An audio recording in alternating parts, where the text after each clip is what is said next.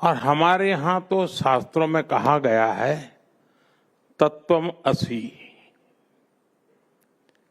यानी जिस ब्रह्म की खोज में हम निकले हैं वो हम ही हैं, वो हमारे भीतर ही है।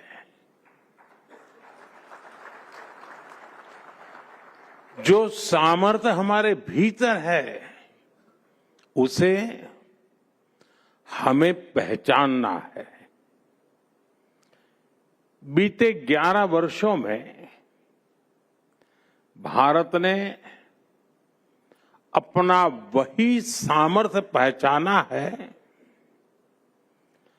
और इस सामर्थ्य को सशक्त करने के लिए आज देश निरंतर प्रयास कर रहा है। साथियों, सामर्थ्य किसी देश में अचानक पैदा नहीं होता। सामर्थ्य पीढ़ियों में बनता है।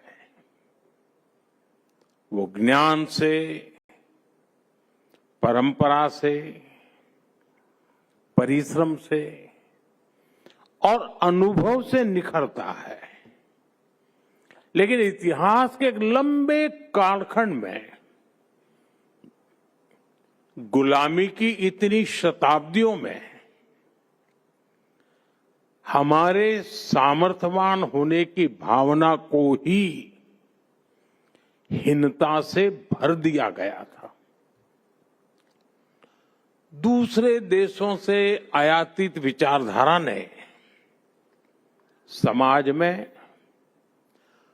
कूट कूट कर ये भर दिया था कि हम अशिक्षित हैं और अनुगामी यानी फॉलोवर हैं। हमारे यहां ये भी कहा गया है, यादशी भावना यश सिद्धिर्भवति त्यादशी, यानी जैसी जिसकी भावना होती है उसे वैसी ही सिद्धि प्राप्त होती है। जब भावना में ही हीनता थी तो सिद्धि भी वैसी ही मिल रही है। हम विदेशी तकनीक की नकल करते थे, विदेशी मोहर का इंतजार करते थे। ये वो गुलामी थी जो राजनीतिक और भौगोलिक से ज्यादा मानसिक गुलामी थी। दुर्भाग्य से आजादी के बाद भी भारत गुलामी की मानसिकता से बाहर नहीं निकल पाया और इसका नुकसान हम आज तक उठा रहे हैं।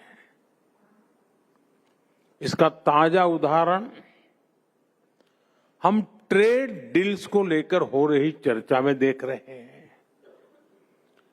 कुछ लोग चौंक गए हैं कि अरे ये क्या हो गया, कैसे हो गया। विकसित देश भारत से ट्रेड डील्स करने में इतने उत्सुक क्यों है? इसका उत्तर है हताशा निराशा से बाहर निकल रहा आत्मविश्वासी भारत।